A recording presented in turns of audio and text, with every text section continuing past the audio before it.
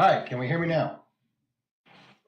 All right, good. What's up, everybody? Welcome to tonight's episode of the Not Your Average Mark Wrestling Podcast. I am the tutorial host, Guapo. Tutorial host.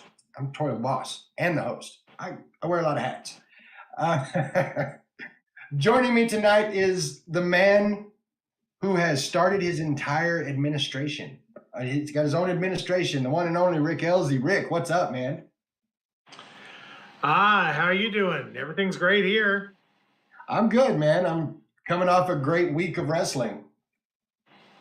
It was a good week, except for that terrible SummerSlam. What was that crap? I knew you were going to go here.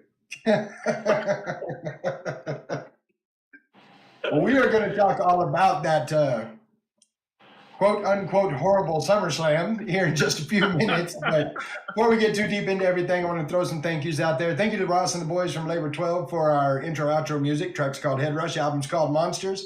They are working on the second album, and you can find out everything you need to know about it by heading over to labor12.com. That is laborxii.com. Thank you to Joe and American Legacy for our Not Your Average merch. We got the hats, we got the beanies, we got skull caps, we got bandanas. We're getting koozies. We get all sorts of good stuff. Thank you to JRebs 3D Printing. I've got got a little piece of awesome right here. If you haven't seen it, there it is. You need one of these in your life. If you have a logo or something that you'd like to have in a light box like this one, get a hold of Cameron, jrebs3dprinting.com. He can get you taken care of. Thank you to heckyeahradio.com. If you happen to miss the podcast, shame on you. Shame. If I had a bell, I'd be ringing it, walking you through the streets. But it happens sometimes. So if you miss the podcast, you can hear an audio version by heading over to heckyeahradio.com and clicking on the Not Your Average Mark button. Thank you to Blind Ambition Studios for our awesome graphics, thewrestlingsociety.com for including us in their podcast room. And of course, the one that keeps everything moving and fixes it when we don't have any audio at the beginning of the podcast. The guy, Patrick, thank you so much for what you do. You can take a look at some of the things he's done. You can head over to our website, notyouraverage.mark.com. Good stuff there. We've got merch, we've got calendars, we've got bios, the whole nine. Go check that out. And of course, we have our Discord. If you haven't been a part of that yet, what are you doing with your life? I mean, seriously. We do watch-alongs for Raw. We do watch-alongs for SmackDown. We do watch-alongs for PLEs. It's a good time. So if you haven't done it yet, head over to our Discord. You can find the link to that in the About section of any of our socials. And thank you to you guys that are watching. Thank you to Aaron Marie for being here. Thank you to Jello, J-Rev, Cameron, my boy, signing on for a 25th month of subscriptions. Man, thank you so much. We appreciate you being here. And that's the thank yous for this. It's been crazy, Rick. It's been a crazy, crazy weekend and week as far as wrestling goes. Some big announcements, some crazy matches. So let's just jump right into it. We'll start in with some SmackDown. So the big thing to start SmackDown is we've got Cody Rhodes out there. John Cena comes out. John Cena comes out and seemingly turns babyface. He says, my team has disappeared. And I came out here and said, I'm going to ruin wrestling. I'm not going to ruin wrestling. You guys know I love wrestling. I didn't buy it, not for a single solitary second. I've said all along, he's working everybody. But that is the genius of WWE right now, because I guarantee everybody was like, is he going face? Should we cheer for him, or is he going to turn? Like, it got the wheels turning in everybody's mind, and that is the genius of WWE right now. Yep, that's very true. Very true. Because I went into SummerSlam going, Cena's going to turn. I got to wait till Sunday night for it, but Cena's going to turn on Cody. And then I got to thinking, wait a minute, what if Cena's going to go face and Cody's going to turn? Like, it pulls you in and gets you wondering. Yeah. And that's the beautiful part about where we are is they know what buttons to push, and they're pushing all the buttons, and it's good stuff because it keeps you guessing. And that's what we want. We want to keep guessing. Nobody wants to know everything. They may claim that they do, but they really don't. They'd much rather be surprised. Oh, I agree wholeheartedly. Looking over at the chat, Conspiracy theory. The first three opponents Penta faced in WWE were Chad Gable, Pete Dunne, and Ludwig Kaiser. The three people that have shown up as El Grande Americano are Chad Gable, Pete Dunne, and Ludwig Kaiser. That is a possibility. We have three of them now. So I'm waiting for the Spider-Man thing. I'm waiting for them pointing at each other like this. But we will get to that when we get to Raw. Julia versus Zelina Vega. I enjoyed this match. Like, it was a little slow to start, but the longer the match went, the better the match got. And I can't say enough about Julia as a performer, as a talent. And Zelina Vega being in there with her, it elevated both of them. No question about that. Yeah. It was a really good match. And they have very complementary styles. It was good. There wasn't anything about that match that was boring. It kept a good pace. I'm really loving having Kiana James out there as a manager. I missed the role of manager. We should have more managers. And I love that she's out there for Julia. It's good stuff. And I believe there was somebody, I won't name any names, but I believe his initials are Rick Elsey, that said he could see Kiana James in a manager's position way before it happened. Well, I don't like to talk about me having my finger on the pulse of what's good, but I guess since you brought it up, I guess we'll talk about it. It suits her. It really is a good place for her to be, I think. Jello hates it when I'm right. So I've heard. Yeah. It really gets under his skin. So the defending of the AAA tag titles on SmackDown, I dig it. I think that was cool because let's face it, Los Garzas has always been a good tag team. Mm-hmm. Like, I enjoy what they do in the ring, but you put them in the ring with the likes of Psycho Clown and Mr. Iguana, who I have lovingly deemed green dust. This elevates everybody in the ring. Like, that whole match was insanity. And I think what I love about this is that ever since Worlds Collide, I think this is like the third time that there's been, whether it's been just an appearance or a match or something, this is the third time that we've seen any AAA involvement in a WWE show, and they're not shoving it down our throats. They're not forcing it on us. They're keeping it to a minimum, which makes you excited when you see it because you don't see it all the time. And they're going about this the right way. I believe that when Triple Mania 33 hits in a couple of weeks on YouTube, they're going to have another record turnout of viewers for that product. Oh, 100% they will. I have no questions about that. And again, this is the genius of the WWE right now. You know, they're pushing the buttons right. Like you were saying earlier, they're pushing the right buttons and they're drawing you into something without shoving it down your throat. Yep. So Aleister Black versus Damian Priest. This is going to be a good program for both of these guys. Yes, it is. They have good chemistry. They have similar dark stories. Like it works. And a lot of people were mad about it. I'm not. I like the throwing of the chair to end the match. First off, I like the fact that they're throwing chairs now. Like, I don't know why. I just think that's cool.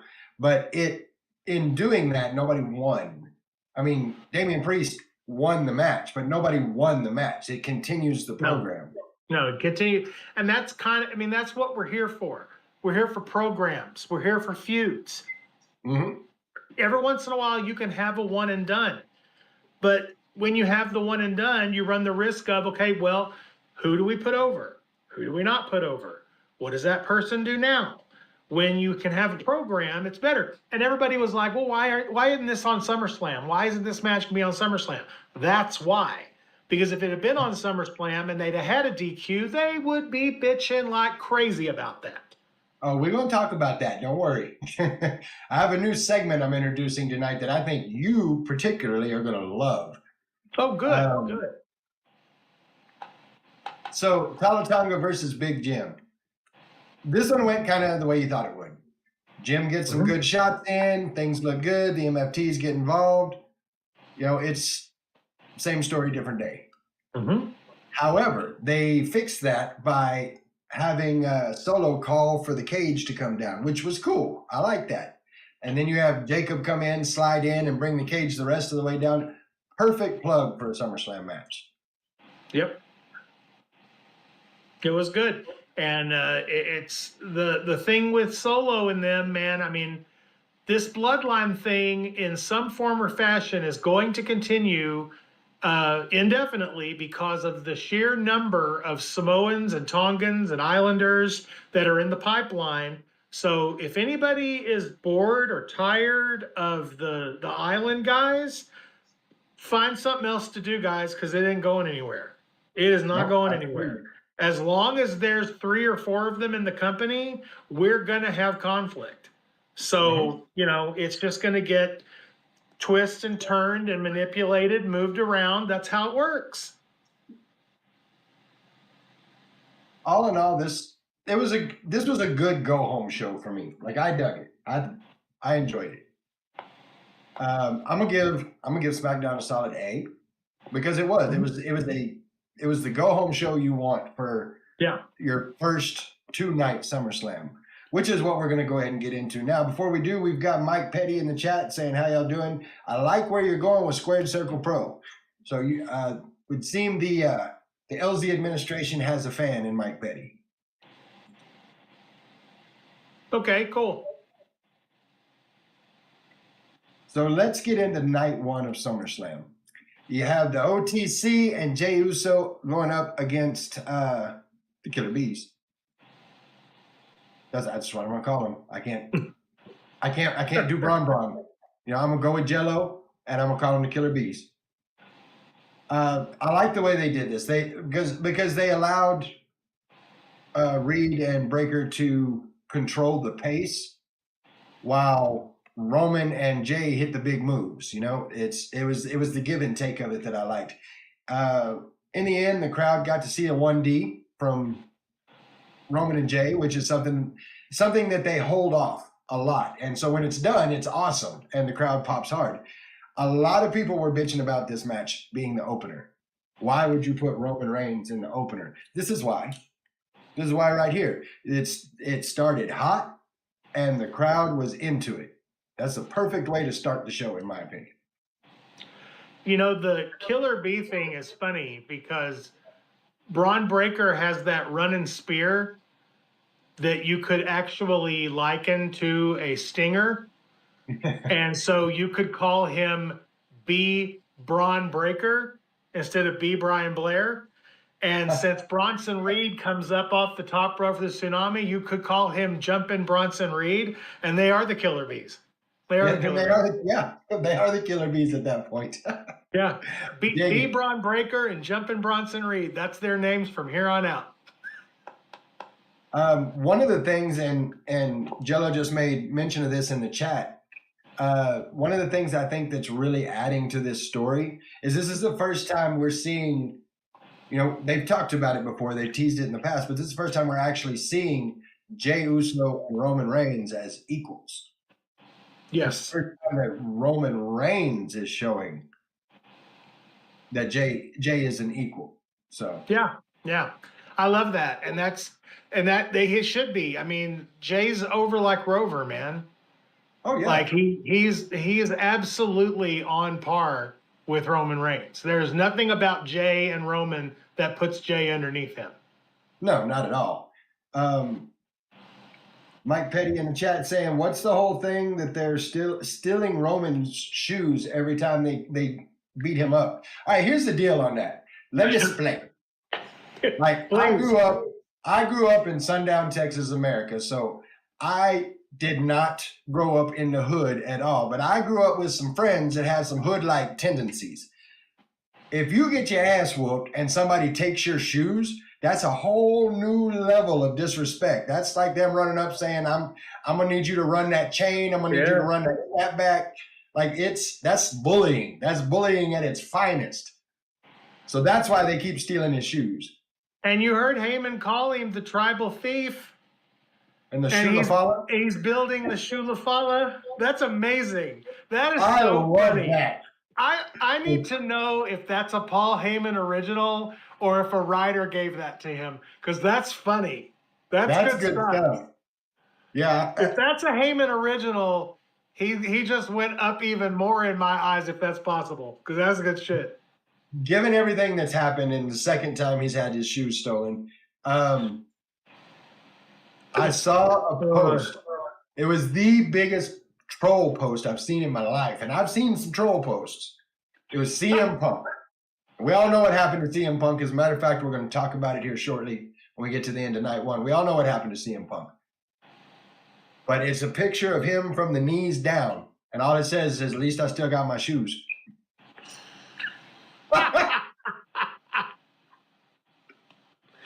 You can't fall better than that. That's great. Love that. It was good stuff.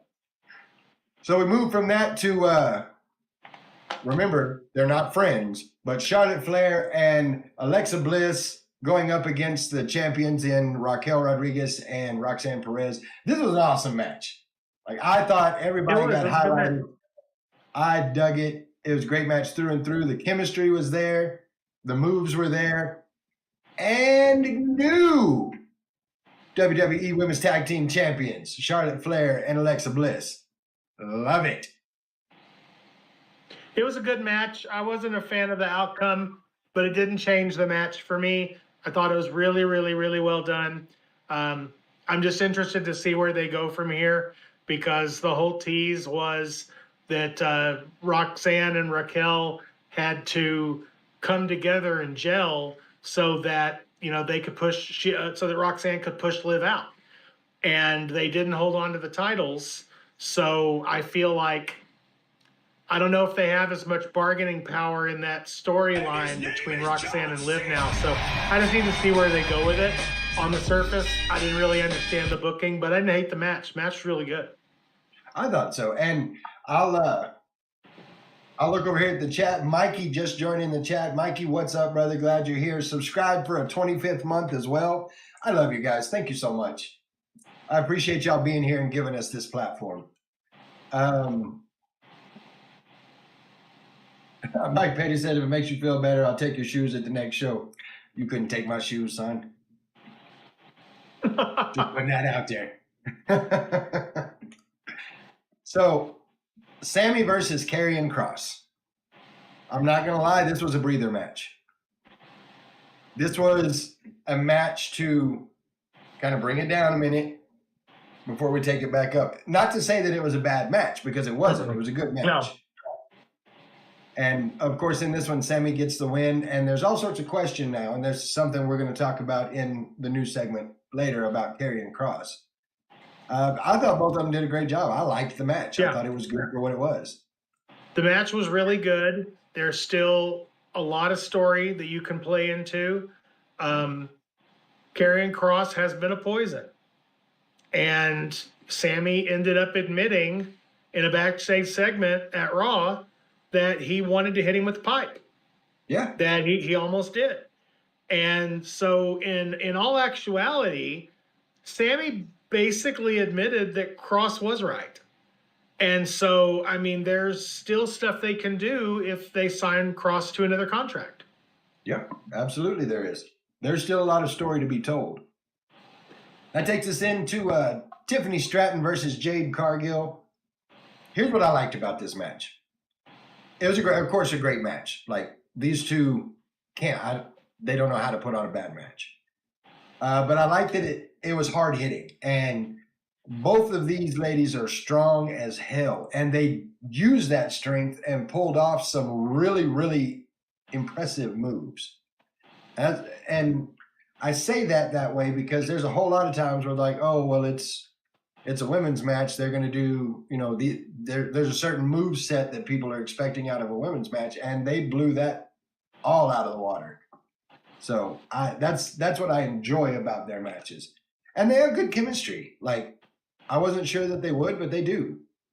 Of course, we get the PME for the win, and still champion Tiffany Stratton. I was shocked, but I wasn't. Like I didn't really know how to feel about it because I could have seen it going either way, and I almost expected it to go either way. So I was a little taken aback when Tiffany just won. But at the same time, I think that the Jade character, she has more humility and she's a little more humble in WWE than she was in AEW. And so I feel like it's good for the character to take that little bit of a kind of take her medicine, because I think it's going to drive her character to come back stronger. And we may, who knows, we may end up getting the heel turn out of her. I don't know. But I enjoyed it. I thought it was good. Well, and this is a question that comes up a lot. Jello asking in the chat, is WWE cooling a bit on Jade? I don't think that they are. I don't think they're cooling at all. She's still very prominent in the booking. She still does press media. She still does media. She, I think that they haven't really cooled on her at all. I think that it's easy for people to assume when somebody has momentum and then they lose, or they suddenly aren't on TV for a couple of weeks, or they're relegated to backstage segments for a month. I think that people can assume that the company has cooled or they're backing away or something, somebody got heat. But really what it is, it's just a cycle. It's just you're cycling in and out. There's so much talent. You've got to cycle people around. And, you know, you can make it into columns. You just like everybody, these are the people that are in ring. These are the people who are doing backstage. These are the people who are off for 3 weeks. And then at some point you flip them and you cycle people in and out. One of the things that wrestlers have complained about forever is that wrestling is not a seasonal sport. So they don't have an off season. People can't rest. But this is a different era. Triple H is different. Triple H gives people time off. Triple H recycles people on and off of television to give them a break and let them cool so that they don't shove people down your throat. And that, I think fans have to get used to that because we were used to Vince for so long. Triple H is not Vince McMahon. At all. And there's one other thing that I'll say regarding what Jello asked her about cooling on Jade. I don't think WWE is cooling on Jade at all. I think the hype about Jade Cargill has cooled. And by hype, I don't mean about her talent. I mean, Jade Cargill came from AEW to WWE. That hype, that big hype, I think that is cooled. And now we can get back to the wrestling and her talent. Yeah, well, the AEW stuff doesn't matter because she's a WWE superstar now. She is. And Erin Marie saying in the chat, they'll get burnt out too quick if they're like. That's one of the things that's being fixed is that people are not burning out because they are getting the time off. And I think it has everything to do with Triple H being one of those that worked, 348 days a year. Yeah. Well, look at what they've done with Nia Jax. Nia Jax wrapped up her program with Tiffany Stratton, and now she's hanging out in NXT for a little bit. Yeah.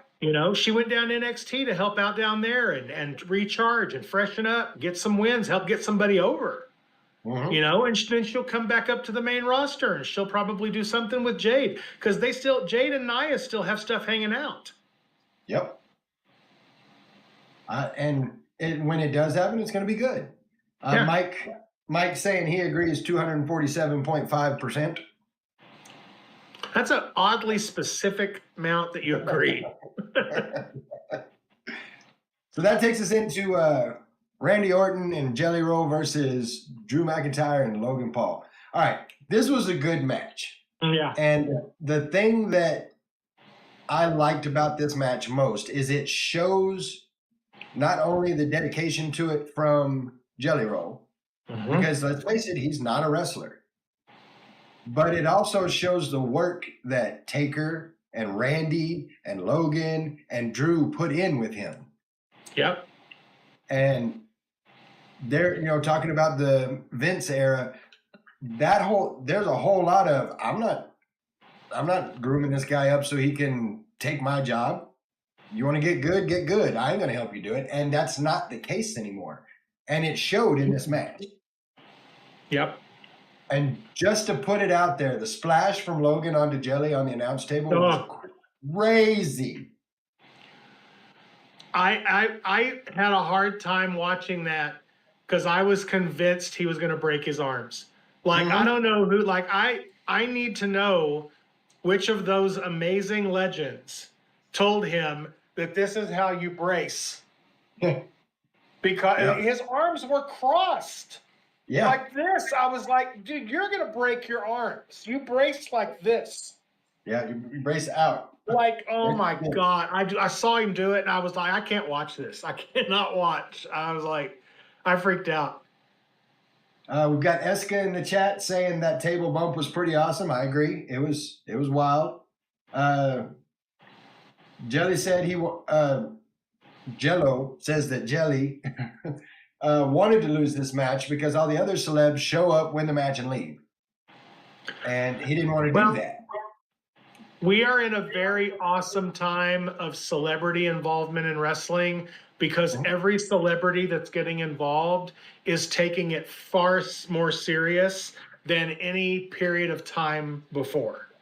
Like, you can go back to matches with Lawrence Taylor and Mr. T and Reggie White and Karl Malone and Dennis Rodman and Jay Leno and all that stuff. Those people were there, obviously, for the paycheck, and they did the least amount of stuff that they could do. These guys are going in there now. Bad Bunny, Logan Paul, Pat McAfee, Jelly Roll. They're going in there, and they are killing it. It's amazing. Absolutely. And Logan Paul is a testament to that. Yeah. Like, as much of an asshole as he is, outside of the ring, like outside of wrestling, I can't stand that dude. Hey, he's standing up for the business. That we don't need those outsiders. We don't need those media people. That's that's so funny. He is completely dedicated to what he's doing. Yeah, and you don't find that a lot when you get the celebrities involved. So. No. And the thing is he doesn't have to. He doesn't need the money. No, he's doing doesn't. it because he loves it. He's doing it because he loves it. I will say, I do not think this is the last time we see Jelly Roll in a WWE ring. No. Triple H was very adamant that we will find something else to do and we will see you again. So. Mikey says gatekeeping at its finest. And I love it when the gatekeepers are the people who are busting down the gate to begin with. That's amazing. Yep. That takes us to the main event for night one: CM Punk versus Gunther. This was everything you could ask for. Hell of a match. It was everything you could ask for in a main event. Like, they went at each other from the chops to the GTSs to both guys bleeding. The match was brutal. The match was deliberate, and it was absolutely great. Mm-hmm. Punk gets the win. Like, there's the big moment because Punk's got the belt and he's holding the belt and he's thanking everybody for chanting his name. And out comes an injured, or so we thought, Seth Rollins. So Punk gets the beat down, Rollins gets the stomp, and your new WWE champion, Seth Rollins. You know that they've done a good deal when my mother, who hates CM Punk with a passion, when my mother feels sorry for CM Punk, you know they've done a good thing. Oh, absolutely. Like, I don't know if you've seen some of the videos that have come out about this or some of the responses, but I saw a video the other day where there's a kid watching night 2 with his dad, and he said, tell everybody what happened.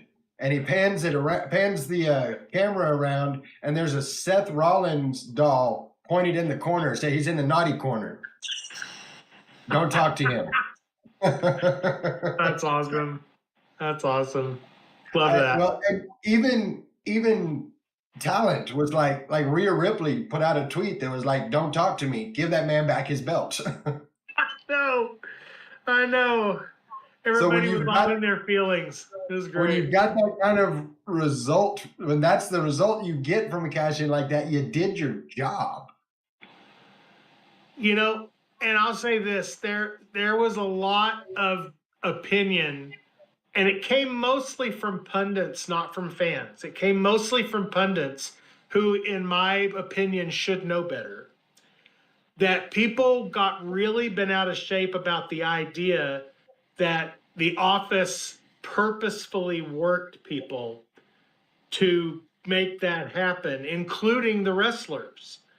And I keep hearing the wrestlers are mad because they got worked.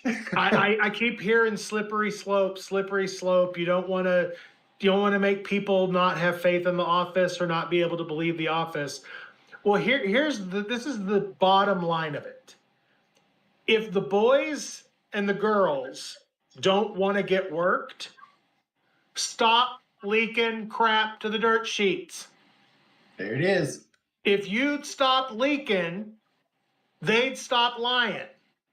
Mm-hmm.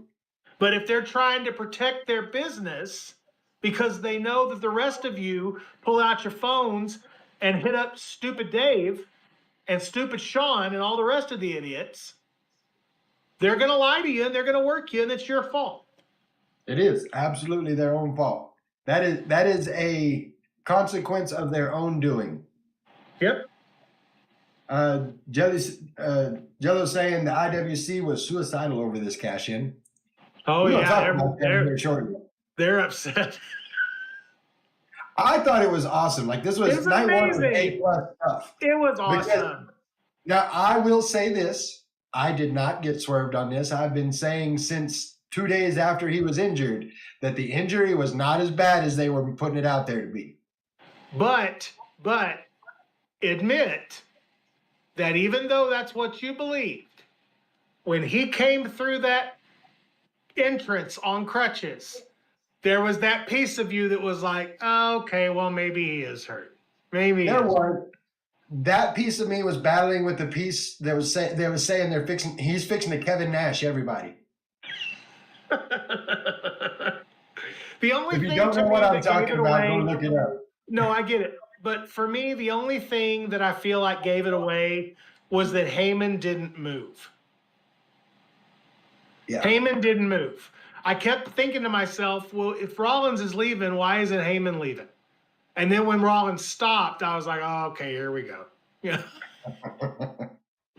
No, night 1, absolutely A+ stuff. Enjoyed every bit of it. Amazing. Great show, top to bottom. Mm-hmm. Which brings us into night 2. Again, great way to open the show with the triple threat. Dude. How do Rhea Ripley and Io Sky, no matter who their third wheel is, how do those two continue to top themselves every single time out there? I don't know, but oh, am I here for it? Can you imagine what might happen if we get a Rhea Ripley, Io Sky, Hell in a Cell? Oh, I don't want to think about what would happen. I mean, dude, like, I need Rhea Ripley and Io Sky to have like 19 more matches. And I'm sure they will. I'm not going to get, it's not going to get old. It's just good. Well, and before we get too far into that, J-Rev in the chat saying for him, the thing that gave it away was the polio crutches.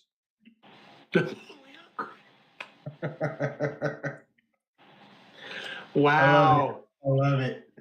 Wow. But no, starting the show with this match was genius because it was step on the gas from the minute the bell rang. And of course, all 3 of these ladies are the best at what they do, in my opinion. Mikey's saying he thinks that Hell in a Cell would be good. And Jello's saying it's a match of the year candidate. Hell yes, it is. Yeah, it is. 100%. But they are the best at what they do, and getting them together in the ring is something special. Yeah. Naomi stealing the win, excuse me, being resourceful was a great way to keep. It's a great way to keep this whole thing going. Yeah. She's super smart. She knows that she don't have to beat them. They have to beat her. That's right. I love what they're doing with Naomi. Like, don't get me wrong. Io and Rhea, I'm with you. I need like 19 more matches. But I love what they're doing with Naomi. I love this character. This is easily the best Naomi we've ever had. This is awesome.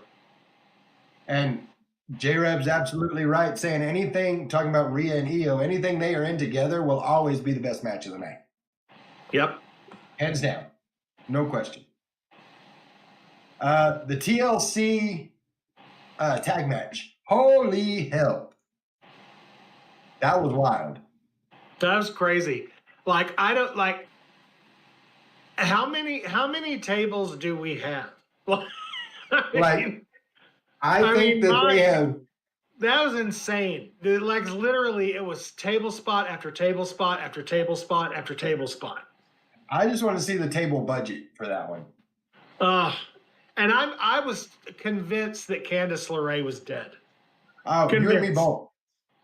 Like, so it had everything and then some. So, like, we had every team got the opportunity to shine. Now, do you realize when you have that, like, just you, of course you do, and I'm sure everybody in the chat does, but when you have that many people working together in a match, and make it look like it does, make the chaos look controlled, that is, hats off to all of them, because there wasn't anything clunky. There wasn't anything, we're going to do this, we're going to do it. Nothing looked like okay, you do this, you do this.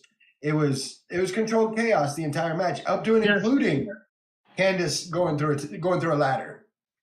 Yeah. And I'm with you. I thought she was dead. I really did. And I love the fact that she did that, and then Johnny Gargano just went ahead and climbed up. That was so good. I'm single now. Mikey said, Jello says top 5 TLC match of all time. It's in the top 5, no question about that. It's good. It was really, really good. Mikey saying on X, Naomi's father got a pic with Rhea and says he loves some mommy, and Naomi went all the way off. Yeah, she fired him. Yeah, she fired him immediately. Of course, the Wyatts retain in this, but man, this match was crazy. Yeah. I'm here for it. I loved it. There's a lot of people that didn't like the match. They said it was too much. The thing that, you know what, I'm going to save that for the new. There's something that was said about that I'm going to save for the new segment. J-Reb saying, I didn't know that ladders could break in half like that. Oh, yes, they can. That particular one may have had some assistance in doing so, but yeah, oh yeah, they can. Yeah. We go from that into Becky versus Lyra. Now, this was a good breather match. This is how you do a breather match, in my opinion. Yes. Because it was a breather match. There's no question about that. After the tag match, this one was to kind of get everything back together before we go to the next thing. But this is how you do it, because this match was entertaining from start to finish. We got lots of good spots in this one. Of course, the one everybody's talking about is the zip tie spot, which if you were watching along with us for night 2, I may have said some things. And if Lyra is watching, and let's face it, she probably is, I'm sorry, my bad. Like she had her hands like this and then twisted them back like they were supposed to be. And my response was, oh, somebody's been tied up before. And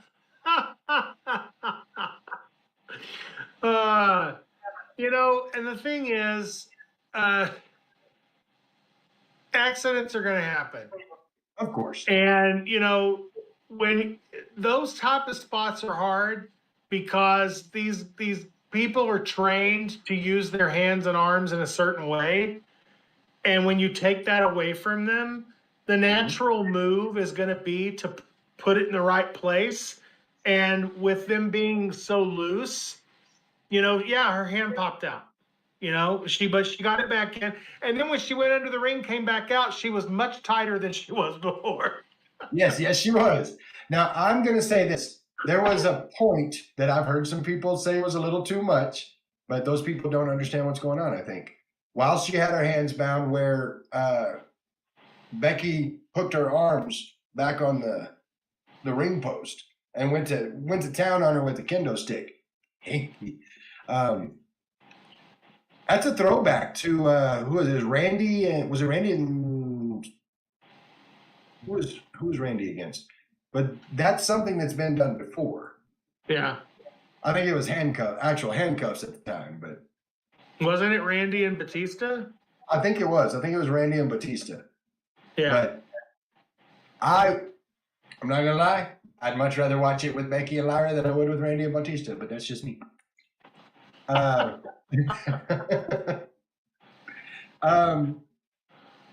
The things they did in this match were just like the whole Lyra going at everything with her hands bound for a while was awesome. The look on is the Cena versus Randy I Quit match. Oh, okay. Like Jello says, the Nightwing on the outside was insane. The look on Becky's face when she's got the kendo stick in her hand and Lyra stands up with a crowbar. Like, that was good. I loved everything about this match. Bayley comes out and she's trying to help Lyra. Becky ducks a punch. Lyra takes the punch. Becky gets the manhandle slam, 1, 2, 3. Still your women's IC champion, but it was such a good match. Yeah, it was. Like, kudos to all three of those ladies. Bayley was only there for like 5 minutes, but she made her mark. Yeah, I mean that she fed the story, and now there's even more drama and more conflict, which is what you want. J-Reb says she looks better in handcuffs than Batista. I agree. I mean, just saying. Why are you kink shaming? I'm not kink shaming. I said I liked it. I wasn't talking about you. I'm talking about J-Reb. Why is he kink shaming? Okay. Maybe there's people out there that want to see Batista in handcuffs. You don't know. You don't know his life. That's fair. Well, how did we get here? Like, what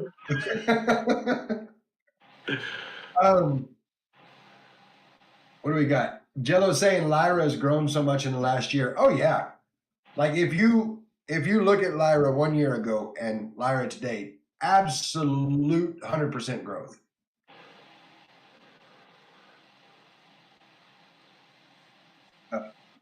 Sorry, I had to get a drink.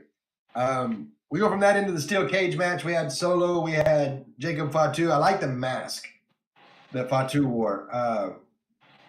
Found out from Mike that the same person who made the Fiend mask made that werewolf mask for Jacob Fatu. So I think that's kind of a cool little piece of trivia. Jason Baker. Jason Baker. Thank you. I couldn't remember the name. This match was okay, but it didn't hit as hard as I thought it would. I thought there were a lot of opportunities that weren't fully fleshed out. They absolutely could have done more, but I think that I want to feel like they did it on purpose, because I feel like they've got something big coming, and I don't think they wanted to go balls to the wall. Well, but then again, at the same time, I'm very much of the opinion, if you're not going to go balls to the wall in a match like a cage, then why are you doing the cage? Well, it's not, some of it's production for me. Like, there was a big spot where, Jacob Fatu is handcuffed to the cage. And the next time we see him, he's down and he's broken the chain, but we didn't see that. Like, I feel like that should have been the focal point. Is him ripping the chain, There were some problems there for me. It was still a good match, don't get me wrong. It ended just like I thought it would. We had the MFTs get involved. We had Jimmy come out, which, here's my problem. What are you doing for Jimmy in this? if you have him come out to save the day and then get taken completely out with a boot from Talatanga. Like, I don't know what we're doing with Jimmy.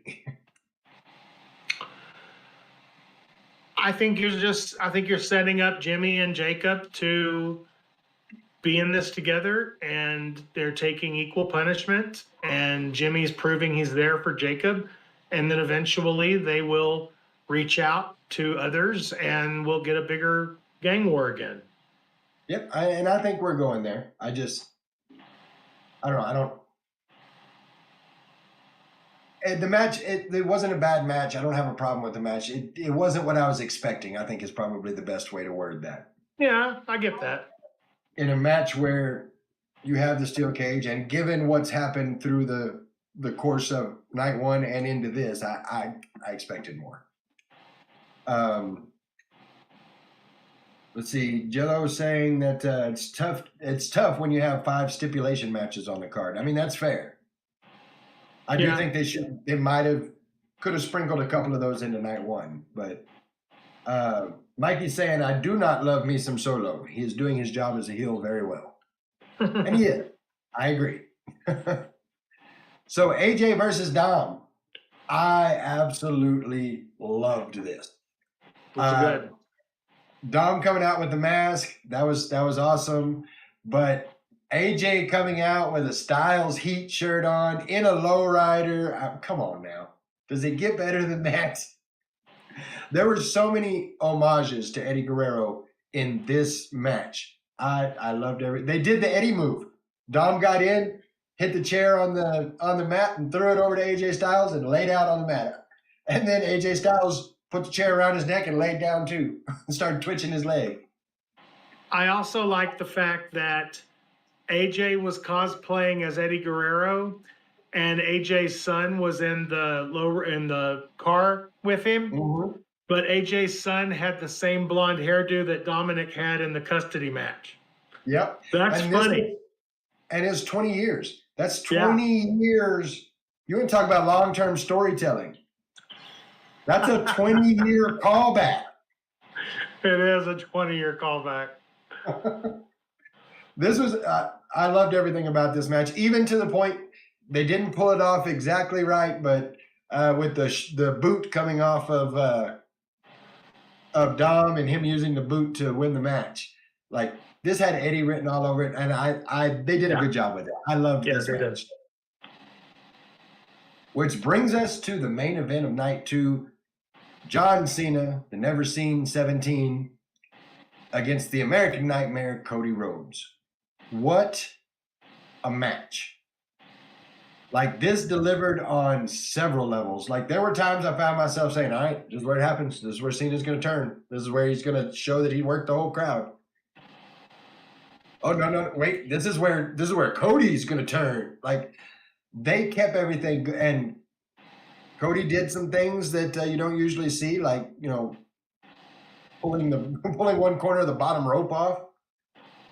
Yeah. Wasn't quite expecting that one. That was kind of cool. I thought it was a great match. And then to have that moment at the end, this is something I'm going to say as someone who is online and occasionally gets in-ring guests. If you see something where, Taker leaned over and said something to Braun Breaker, or in this case, Cena leaned over and said something to Cody that nearly made Cody cry. Don't ask him what he said. Don't go up to, it's a personal thing. It's between two people. It's a respect thing between two performers in the ring. Don't go up asking him, what'd you say to Cody? You nearly made him cry. What'd you tell him? It's none of your business. And Cena had the perfect answer to that. If you find out what I said, it won't be from me. That was kind of a personal thing. So kudos to Cena for handling that properly, but don't do that. So life is good. It's Cena didn't turn. Cena's still the good guy. He's the Cena we've known all along. Cody leaves to give him the ring while everybody's saying, thank you, Cena. And Cena's taking it all in. and he's getting ready to leave, and some very, very unexpected familiar music hits. Oh, yeah. And out walks Brock Lesnar. I was going to do it Heyman style, but I don't have it in me. 150,000%, my jaw was on the floor. I was not even, it wasn't even on my bingo card. Like, I hadn't even given it a thought that Brock Lesnar was going to show up. No. There's not a single person out there that saw that coming. Not a single person out there who knew that was going to go down. Anybody that says that they knew it or expected it, you are a liar. You are lying. I'm with you on that. Jello says he saw a video. I saw this same video. It's a small boy in the crowd praying right before Cena's music hits. Like, he's got his eyes closed and he's praying. And the black screen comes up, says John Cena. And then when all the colors hit the screen, he's bouncing around like a pinball. Like, he's so happy. So the crowd reaction elicited from this was awesome. And we're going to talk about Brock Lesnar here in the new segment after we talk about Raw. But yeah, nobody saw that coming, and that's huge. I'm going to throw this out there that the biggest storylines going on right now involve Roman Reigns, CM Punk, Seth Rollins, and now Brock Lesnar, which have one thing in common through all of them. They are all Paul Heyman guys. Yep. So I wonder if they're going to play into that. I mean, they could. They absolutely could. But what I think it really does is it shows how prolific and important Paul Heyman is. Oh, 100%. We're going to go into Raw. Before we do, if you haven't done it yet, please go to the socials, click all the things, the bells, the whistles, the subscribes, the likes, all the things. Click all the things. It helps us out, lets us know what you guys like, what you don't like, and apparently there's all the algorithms, and it helps those too. So if you would, please go click all the things if you haven't already. Jello saying Brock was a Cena wish. I've heard that was him coming back was a request from John Cena. I've heard two different stories, and I think that they're the same story, but I just think it's the way somebody tells it that it comes off as two different stories. I believe that what happened was Cena presented them with a list of people he'd like, and they said, we'll do what we can. And I don't know that he specifically said, hey, I want Brock Lesnar. I think Lesnar was somebody that was probably on the list. But when Triple H said, oh, well, this is something that Cena requested, people immediately said, oh, Cena went and said, give me Brock Lesnar. And then Cena was like, I just do what they tell me to do. So I think that's probably, it was just a little bit of both. And somebody misspoke and people took it the wrong way. And now it looks like Cena and Triple H are colluding to get Brock back in the company. It's just ridiculous. It is. Eska saying a Heyman in a shark cage match. I'm here for it, Eska. We need to make that. Trips, I know you're watching. Make it happen. So let's get into Raw. I think the Seth Rollins LA Knight opener was definitely the way to go. It was a hot start to Raw. Like, you had Seth come out and be like, shame on all of you because you didn't back me at this time. You didn't back me at this time. I'm the champion. The OTC's not the champion. CM Punk's not. I'm the champion. And here comes LA Knight. So we got unfinished business. Let's go. Ain't no time like now. Ain't no place like here. Put up or shut up. Yep. And having a little bit of experience, I haven't been doing this very long, but having a little bit of experience in the GM role, I love that Adam Pearce came out and said, oh, no, you're going to lie to have your medical staff lie to my medical staff and tell me that you're injured when you're not? Oh, no. This is happening. And it's happening tonight. I loved it. He did that a couple of times. He was like, well, this is not a normal night, so go right ahead, do it. Like he threw caution to the wind several times. Yep. He was making very Very strong use of the letters FO, and that those don't stand for French onion, in case you were wondering. Yeah. So over in the chat, we've got J-Reb saying, I want to know who else was on that list. Not the island one either. Yeah, we don't want to know about that list. Leave that list. Shh.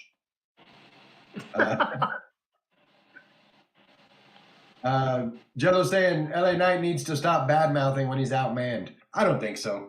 It's part of his charm. So we start out with Sheamus. He doesn't care. He doesn't care. Bring it. That's what.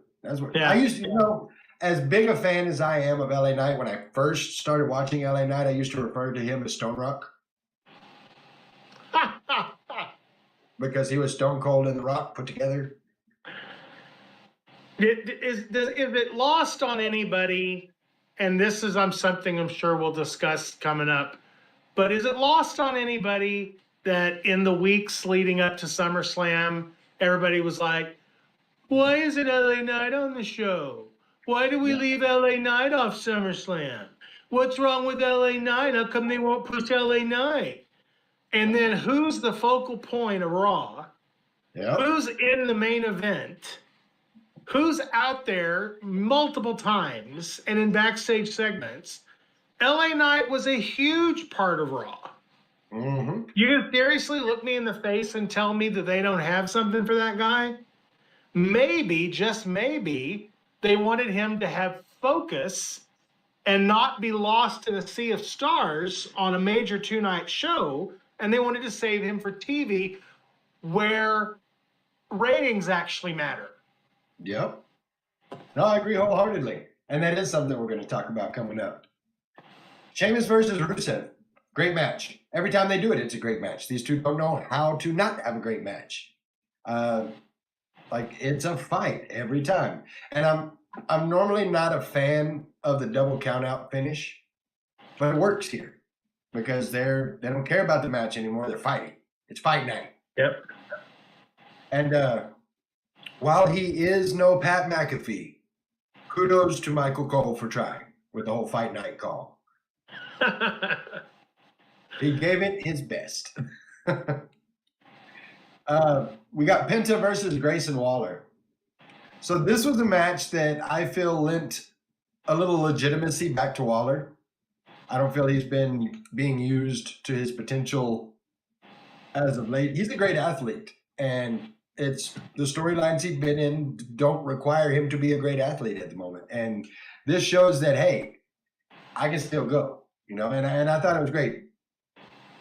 Penta got the win at the end, and he did the walk thing with that Woods' monstrosity of a hat. Like, all I could think while he was walking in the ring with that hat on was Kung Lao wins. Like, it was Mortal Kombat, all 100%. But it was good. I liked it. We had Charlotte Flair and Little Miss Bliss, our new women's tag team champions, rematching against the Judgment Day. And this is what we needed. And I'm going to tell you why. The rematch showed that while Charlotte and Bliss have this whole thing going on, don't forget about the Judgment Day. They're still badasses, even if they don't have the belts. And I think after that match, you need that. You need to throw it back in there that I'll still come out here and kick your ass. That's right. Because they controlled the majority of that match. Yep. So I think that's exactly what's needed. We got Dragon Lee versus Dom. 100%, no question in my mind, this is setting up a run in AAA for Dom. It very well could be. Like, I feel like that's where we're going, is Dom is going to go to AAA for a run. Because I don't know if you guys saw when he made an appearance on AAA, but the place went absolutely nuts. It is very, very possible that he wins the Mega Championship at Triple Mania 33. It is. It's a very strong possibility. The match itself, just throwing it out there that he's going to AAA, it doesn't say nearly enough about the match because you really don't have to say anything about the match. It's Dominic Mysterio and Dragon Lee. It's going to be a good match. Yeah. So, and it was. It was exactly what you thought it would be. The boot came off again. and Yes. Dom swung the boot, but we got not one, not two, but 3 Grande Americanos. That's a lot of caffeine. And it's looking like it's a British invasion. It does kind of look that way, doesn't it? I mean, you've got not exactly that they're all British, but European at least. I mean, obviously we got Kaiser. Yeah. The one that showed up last week is very obviously Pete Dunne. Mm-hmm. And the one that we saw Monday is more than likely Tyler Bate. Probably. And I don't know. I love where they're going with it. It's fun. And of course, AJ comes out to make the save and helps Dragon Lee up and swings wildly at Dom with the boot and misses. But Dom got the hell out of the ring and about halfway up the ramp and one scooped. It was pretty wild. Mikey says there's a gimmick that's out there that took the Mortal Kombat deal and called it Penta's friendship, and then proceeds to do the fatality when he threw the hat. I'm glad I'm not the only one that saw that. So bad news. Lyra and Bayley are no longer friends. Lyra said she needs to get out of this Bayley vortex. I mean, there are worse places to be. I don't know how I will move on with them not being friends. I almost gave a warning before I talked about that because I know that it's rough in this day and age to know that they're not friends anymore. But see, in the back of my mind, I just hear Trisha Yearwood singing "How Do I Live Without You." Oh, now it's gonna be in my head. Thanks, Rick. That's some Con Air shit going on. That is some Con Air shit. I'm gonna tell you a story about that song later. 2 other people that are not friends, Nikki Bella and Becky Lynch. No, they are not. So Becky's giving a promo. Nikki comes out and is like, "Why don't you fight me? Because you're a disappointment. And I thought I was leaving it in good hands. And look what you're doing. You're handcuffing everybody." Which good verbal callback to SummerSlam. I like that. Yeah. And what does Becky do? Becky says, "You know why? You and I have never gone at each other 1-to-1 because straight. Well, I mean, it wasn't that powerful. It was more like, but Becky gives her a shot right in the face and puts her down and leaves the ring. Which I'm like, okay, get it, Becky. This turns into Natty getting right in Becky's face, and for just a second there, I didn't see Natalya Neidhart. I saw the Natty we all want to see. Yeah. So says, why don't you fight me? And she's like, all right, we'll have a match, but not you. Her, pointing at Maxine Dupree, and Maxine's like, what? How did I get put in this? So we'll see where that goes. What do we got here? Jello says, quote of the week, "Oh, you can't see him."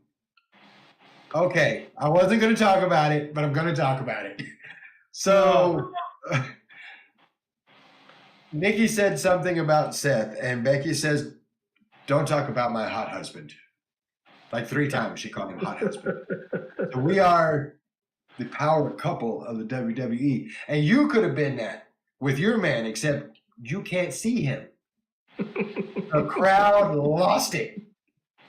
Like that was quote. I gotta go with that. That was quote of the night. It was well placed. Yeah, that was rough. That was a rough one. That was rough in the streets. See, that's right up there with Tiffany telling Charlotte that she's 0-3 in life.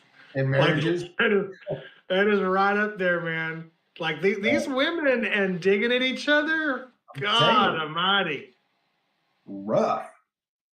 This You does know take. I love you. You know I love to grab a mic and dig at somebody. Oh, shit. So I've I mean, heard. come on. Yeah. I've heard some good ones. None that I'm going to repeat on this show, but I've heard some good ones. So that takes us into LA Knight versus Rollins, the main event. Oh, by the way, the Killer Bees are banned from ringside, Yeah. so they can't be there. So we get a good match. They showcased the megastar very heavily and showed that he is absolutely a contender for all of those people that are like, they're not pushing LA Knight.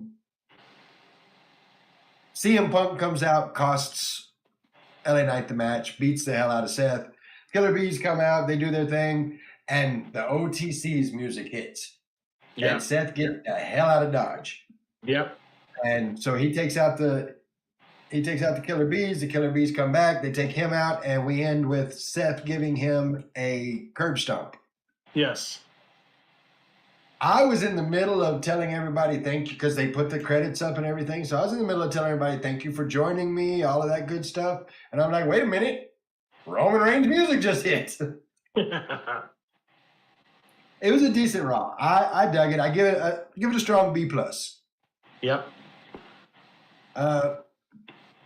We got about 18 minutes left, and I have been looking forward to this all day, especially having you as my guest, because I am introducing, I'm not doing the clown show tonight. I'm going to be honest with everything going on with WWE. I didn't pay any attention to AEW this week. You didn't miss So I'll bring the anything. clown show back next week.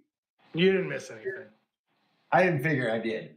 So I'm introducing a new segment, and this segment is called Grinding My Gears. Oh, Because there are some things that are grinding my gears, and tonight's episode of Grinding My Gears is going to be all about the internet wrestling community.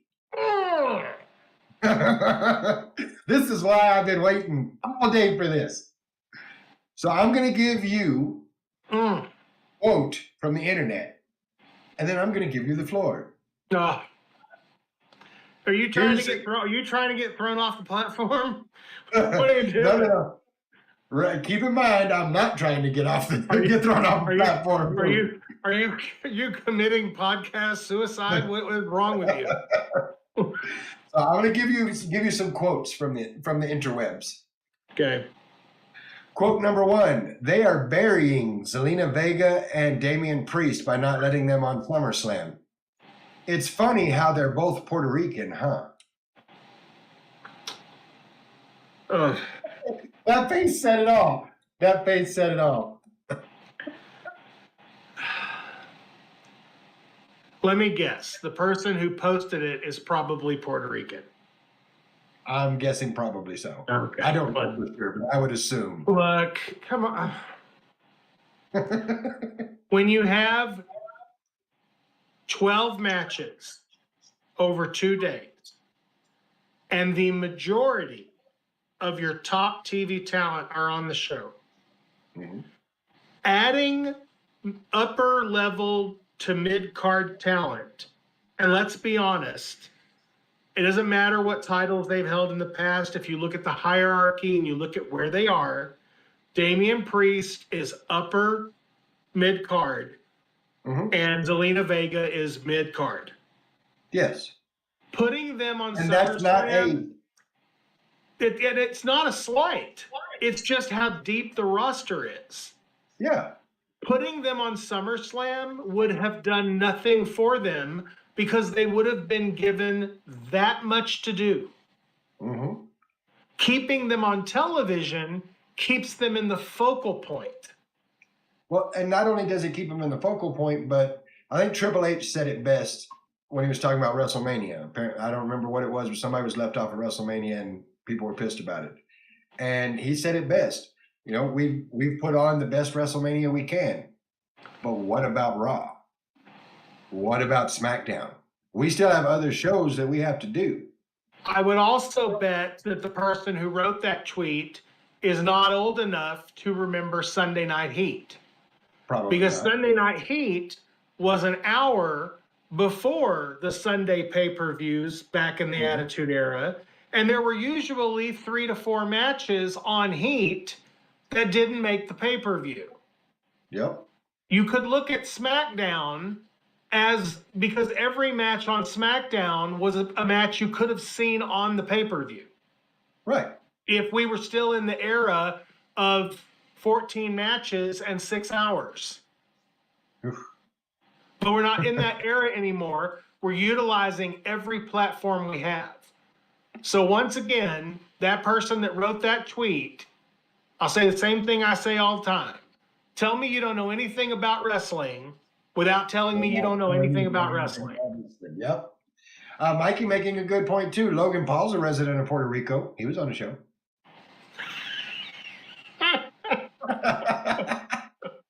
Can't book everybody, right? Oh. All right. Number two. Quote number 2.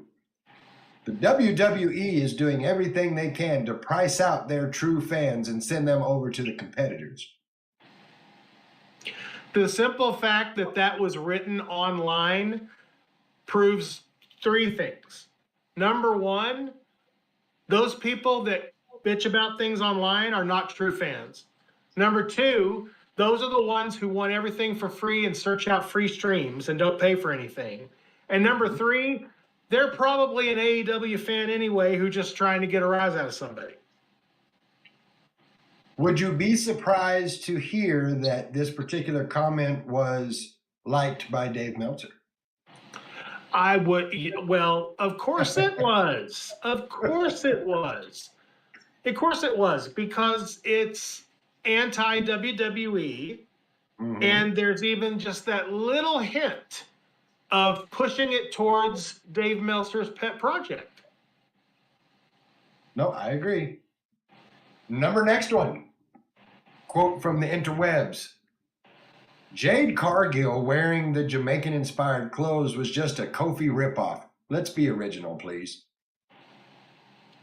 Kofi's not Jamaican. Kofi's Jamaican character was a character. Okay? His character. But what's really funny, and what's probably going to piss this person off when they find out, Kofi's sons have started wrestling, and guess what gimmick they're doing? They're doing the Jamaican gimmick? They're doing the Jamaican gimmick. I love it. I love it. I love it. WWE is wasting Karrion Kross. Oh. Karrion Kross has been on television every week, regardless if he's wrestled or not. Karrion Kross may not have won a match, or at least more than one match in probably the last 3 months, but he's been a pivotal character backstage, playing puppet master to several characters on the show. He's a poison that makes people change. He had a match going right into SummerSlam with Sammy. Great storytelling, great character development. They plugged his book on the pre-show. They allowed Sammy to mention him backstage on Raw. Yep. If you think for 5 seconds that they aren't positioning Karrion Kross on purpose in this manner to build grassroots support, so that when they finally announce that he has signed a new deal, people lose their minds. Like, man, I'm really gonna need the smart fans to start proving that you're actually smart. Because the overwhelming majority of you are the dumbest MFs I've ever seen in my life. There needs to be a test. A big yes. You're not allowed it needs to be 10 questions. These questions. It needs to be 10 questions, and if you don't make an 80 on it, you need to be shipped to Stupid Island. And once we fill Stupid Island up, we need to give them weapons and let natural selection take over. Okay. I don't know if this will mean anything to anybody else, but I know it will to you. Once we fill up Stupid Island, then we do New Stupid Island.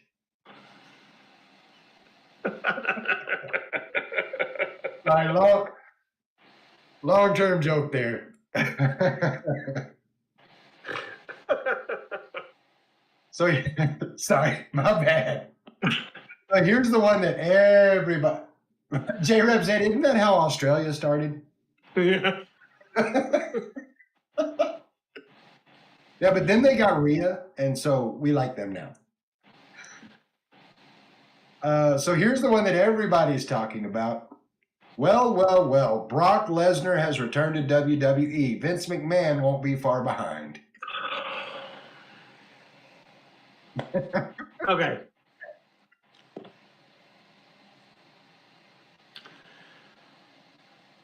This requires a little bit of reading. And I know that's a big ask for the internet wrestling community. So, what I need people to understand, Brock Lesnar is not being sued by Janelle Grant. Brock Lesnar was mentioned in the lawsuit as a pawn of Vince McMahon. He was cleared by WWE Legal, who doesn't believe that he has any business being a part of the lawsuit. And they must believe that he's going to be completely exonerated of whatever they're accusing him of, or he wouldn't be there. They are a publicly traded company. They have tons and tons of legal people. If they thought for a second that Lesnar was going to be a detriment to them, he wouldn't be back. However, Vince McMahon is being sued by Janelle Grant. Mm-hmm. Vince McMahon is not coming back. I don't care who wants it. I don't care how much Vince Russo, Dave Meltzer, Sean Ross Sapp, Brian Alvarez, John Alba, Brandon Thurston, John Pollock. I don't care. You're all effing morons. McMahon is not coming back. That era is over. And definitive period on the end of that statement. McMahon is not coming back. Period. There's nothing after that sentence. Stephanie McMahon left when Vince came back the first time. Mm-hmm. If there was even a chance of Vince coming back, Stephanie wouldn't be there doing what she's doing. That's right. You're going to really need to read between the lines. And if Dave Meltzer and his ilk in the internet wrestling community want to read between these lines, I'd really appreciate it. Read between these lines right here. You know what my thoughts are about Dave Meltzer, right in the neck. Jello saying, and no, The Rock is not pushing out Triple H. No, he's not. That's another one that's been going around making the rounds. All of this Too many of these people online, too many of these people online were the result of the parental unit not taking the easy way out and just swallowing.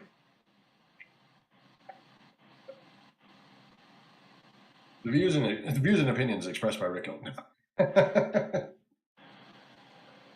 So here, all of this to say that there's a group of people out there, this internet wrestling community, that feel like they know everything and feel like they're owed everything, and they grind my gears. Yeah, They piss me off because here's the thing. Let's go through a couple of these. They're burying Vega and Priest because they're Puerto Rican. No, they're not. Like, that's dumb. They are, you had Julia and Zelina Vega, you had Aleister Black and Priest, great matches, and things that are going to move forward. You don't sit in a writing room. You don't know. You don't understand it. WWE doing everything they can to price out their true fans, send them over to the competitor. No, they're not. They're giving other options to get more eyes on their product. In a business sense, it's great. Is everybody going to pay the $29.99? No, there's going to be people that don't pay the $29.99 to watch the 10 PLEs on ESPN next year. But there's a much larger number of people that already have ESPN, and because they already have ESPN, are going to be able to watch these things by logging in. So, I mean, And there's a lot of people out there who may not have ESPN, like me, who's going to be very excited about the fact that there's going to be a Disney, Hulu, ESPN bundle. mm-hmm. And I can lose my Hulu subscription and I can lose my Disney subscription and I can just bundle it because I'm only going to watch ESPN for the Mania and or the pay-per-views anyway. Yeah, no, absolutely. And for those that are concerned, just so it's put out there and everybody knows, a change in platform is not going to change the watch-alongs. We are still going to have the watch-alongs on the Discord.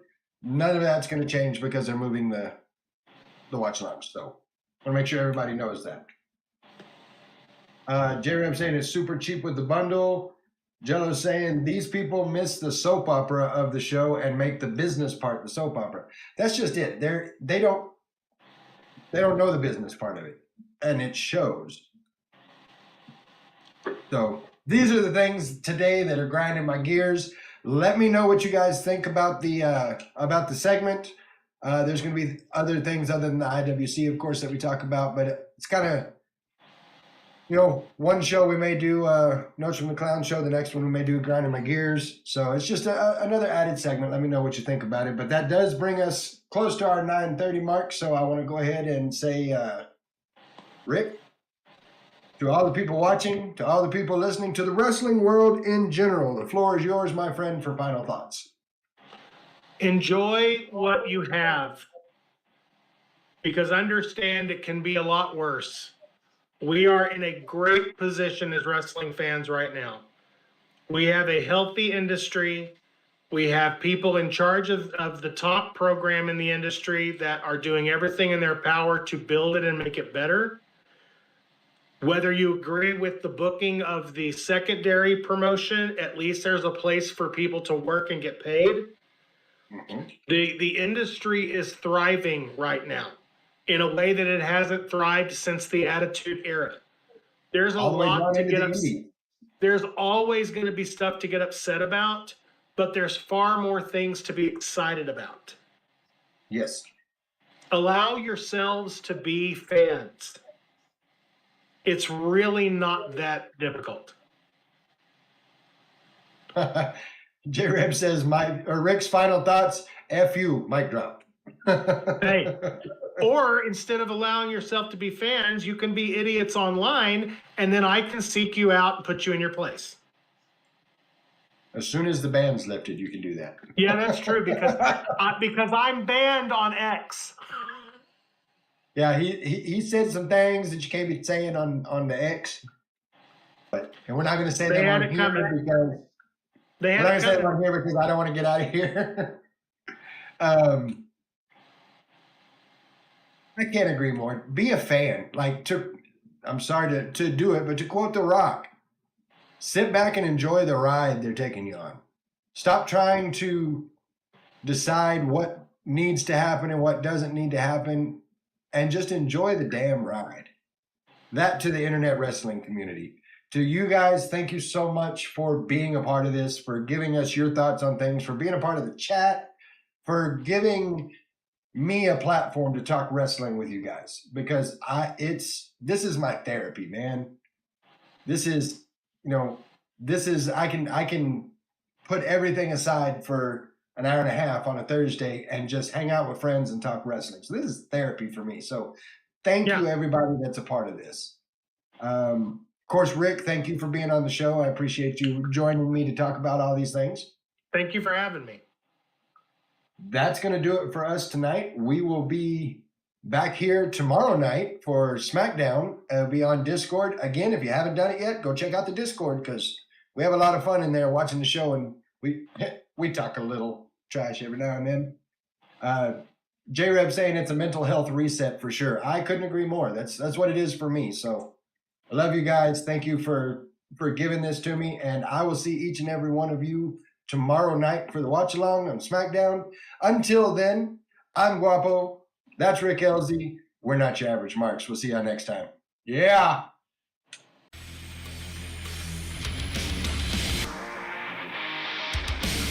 I'm gonna drink it all away and find my head right.